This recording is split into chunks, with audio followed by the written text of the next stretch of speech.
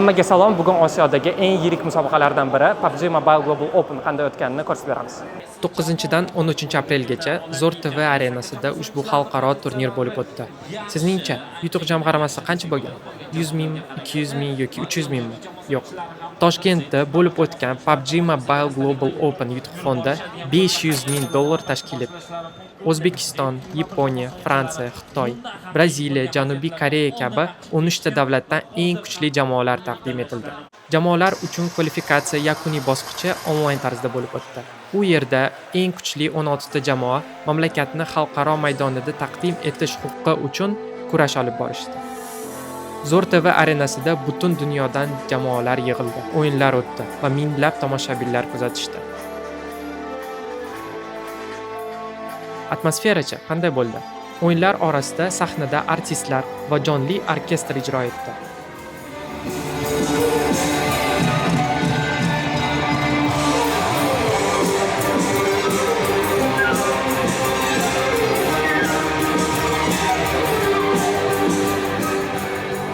Turli mamlakatlardan blogerlar va content creatorlar taklif qilindi.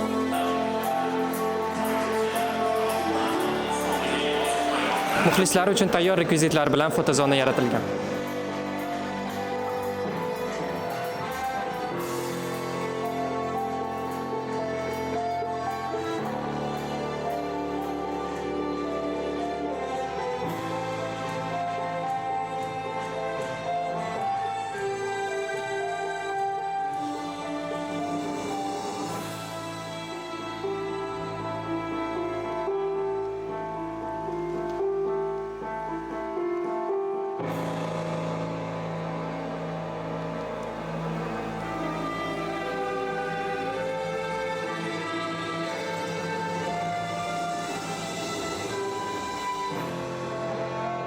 Tomoshabinlar o'z jamoalarini baland qo'llab-quvvatlashdi.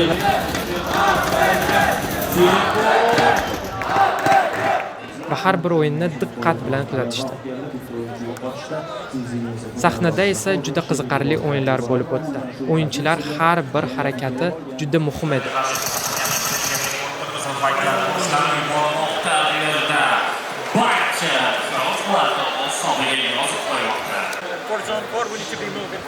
Hamma maksimal darajada diqqatni jamlashdi va tomoshabinlar buni his qilishdi.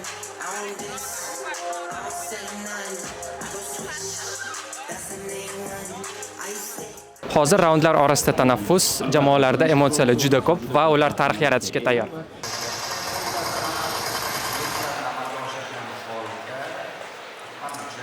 PUBG Mobile Global Open shunchaki turnir emas, balki bo'lajak chempionlar uchun katta qadam bo'ldi. Bu o'zbekistonlik yosh o'yinchilar uchun jahon darajasiga chiqish imkoniyati. Markaziy Osiyoga esa global kibersportda yutuqlarni qo'lga kiritish tayyorligidir.